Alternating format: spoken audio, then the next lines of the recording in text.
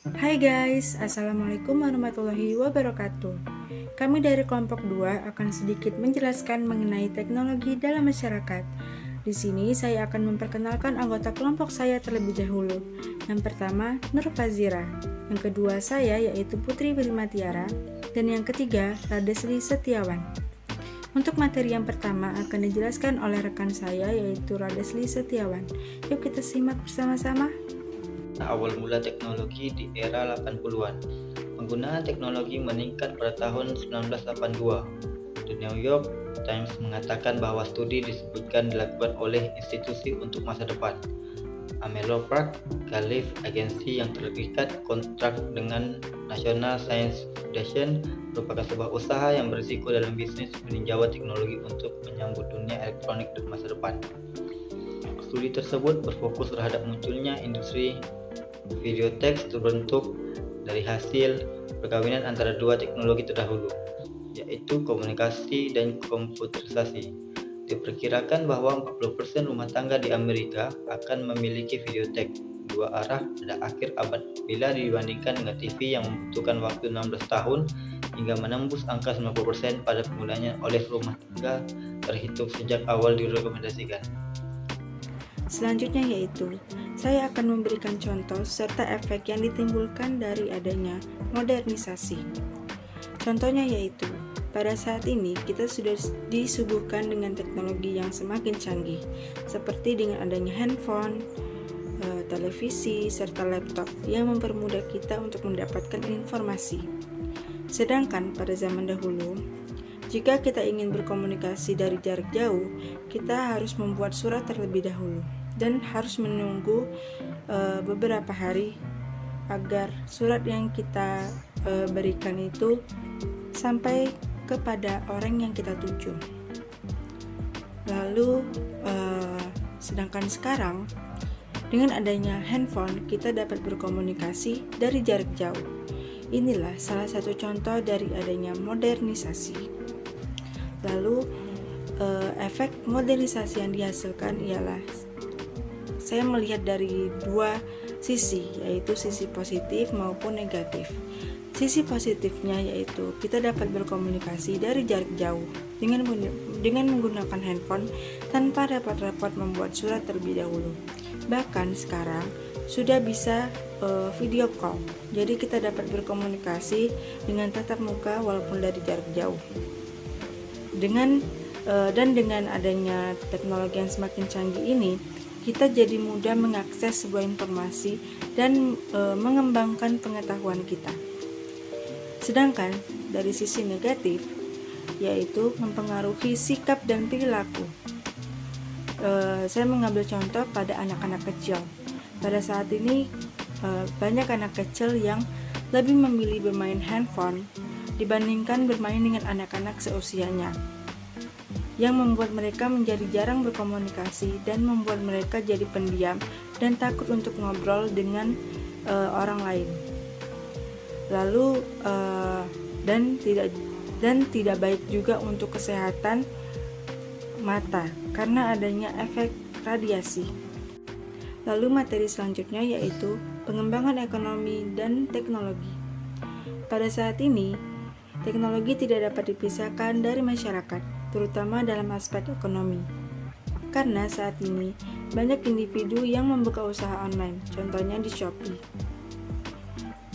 Karena dengan teknologi yang semakin canggih ini, banyak remaja yang lebih memilih berbelanja di online shop karena tidak perlu rapat-rapat berpergian. Jadi saat ini pengembangan ekonomi tidak dapat dipisahkan dari teknologi karena mereka saling ketergantungan satu sama lain. Nah, setiap gelombang teknologi ini senantiasa menimbulkan serangkaian limbah yang sebelumnya tidak diketahui oleh manusia.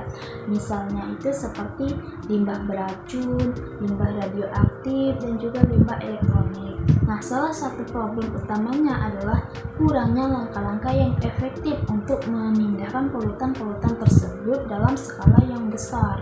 Nah, jadi di alam ini organisme-organisme ini akan mendaur ulang limbah dari organisme yang lain. Nah, sebagai contohnya misalnya seperti tanaman menghasilkan oksigen dari proses fotosintesisnya. Nah, organisme ini penghirup oksigen kan, menggunakan oksigen untuk metabolisasikan makanan dan dalam prosesnya itu akan menghasilkan karbon dioksida.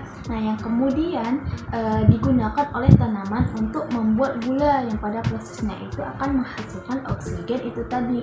Nah, belum ada kan mekanisme serupa dengan itu dalam upaya untuk menangani limbah pada teknologi tersebut.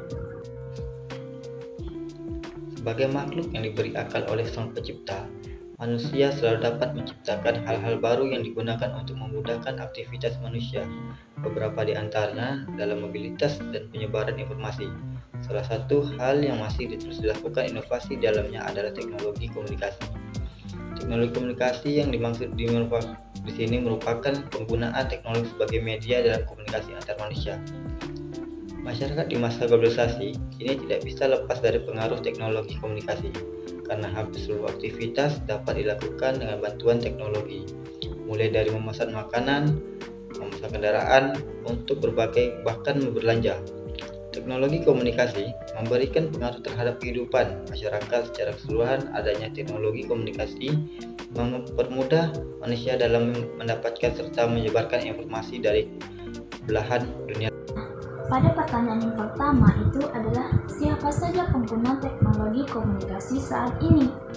Nah, tentu penggunaan teknologi saat ini yaitu penggunaan teknologi komunikasi bukan hanya didominasi pada masyarakat kelas menengah ke atas kan, juga bukan hanya didominasi oleh anak remaja, tapi juga kalangan pada orang tua. Nah, perkembangan teknologi komunikasi secara luas ini salah satunya adalah adanya seperti smartphone. Nah, yang dimana telah mengakibatkan kemudahan dalam mengakses suatu teknologi internet. Nah, tanpa repot-repot khawatir akan harganya yang mahal gitu kan.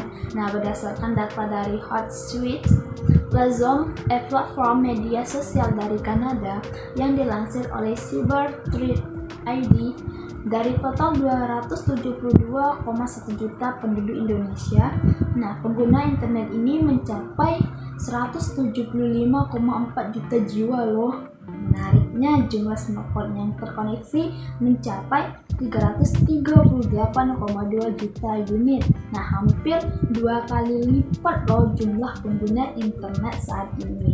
Nah, kemudian bagaimana pengaruh teknologi komunikasi terhadap individu dan masyarakat? Nah, adanya teknologi komunikasi ini membuat suatu perubahan sosial dalam sistem masyarakat ini tidak dapat dihindari. Nah, pada dasarnya masyarakat akan terus mengalami perubahan, baik berubah karena masyarakat itu sendiri maupun karena pengaruh dari luar gitu ya kan. Nah, salah satu fenomena perubahan sosial dalam sistem masyarakat yang dapat dilihat akibat maraknya teknologi komunikasi adalah masyarakat ini yang cenderung fokus pada ponsel pintar miliknya tanpa menghiraukan keadaan di sekitarnya. Nah, terlalu fokus pada ponsel pintar data membuat seseorang ini kehilangan empati karena ia akan mulai abai terhadap sekitar dan merasa bahwa seluruh dunia itu ada di dalam handphone tersebut. Nah, selain beberapa perubahan sosial yang disebutkan di atas tadi, nah teknologi komunikasi ini juga membawa dampak lain bagi kehidupan masyarakat dalam mencerna informasi yang beredar. Nah, banyaknya penggunaan teknologi komunikasi ini dalam hal ini smartphone ya, yang smartphone yang tadi nih. Nah, ditambah dengan adanya aplikasi-aplikasi seperti adanya Twitter dan juga TikTok yang saat ini banyak kan digunakan masyarakat Indonesia. Nah, informasi tersebut dapat tersebar dengan sangat cepat tanpa tahu apakah informasi tersebut itu valid atau tidak. Nah, tak jarang loh informasi yang tersebar dari satu sumber berbeda dari sumber lainnya. Nah, banyaknya informasi yang tersebar bisa membuat masyarakat itu bingung dalam memutuskan mana informasi yang harus dipercaya dan bisa berakhir dengan masyarakat yang justru memutuskan untuk tidak lagi mempercayai informasi yang didapatkan dari media sosial tersebut.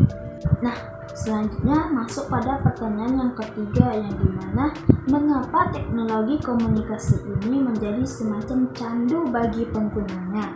Nah, maksudnya bahwa teknologi ini menawarkan beragam kemudahan dalam banyak aspek. Nah, hal ini membuat manusia ini menganggap tanpa adanya teknologi ini dirinya tidak mampu membuat apa-apa. Seakan-akan teknologi ini memiliki magnet yang sangat mudah dalam membuai penggunaan agar tidak lepas darinya. Nah, perkembangannya teknologi komunikasi ini membawa banyak pengaruh dalam kehidupan sosial di masyarakat, seperti melupakan kehidupan sosialnya karena terlalu fokus dalam menggunakan teknologi dalam kehidupan sehari-hari.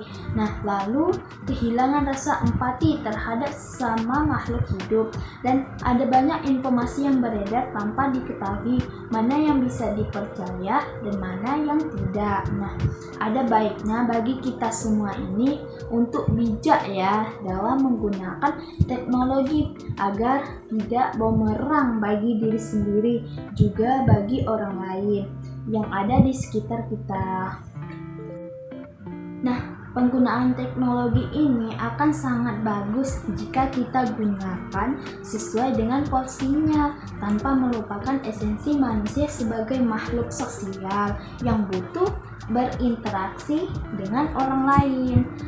Jadi tidak ada kehilangan rasa empati dalam diri sendiri gitu. Nah, kita bisa berinteraksi antara lingkungan sekitar dan juga masyarakat yang ada, tidak terfokus pada handphone.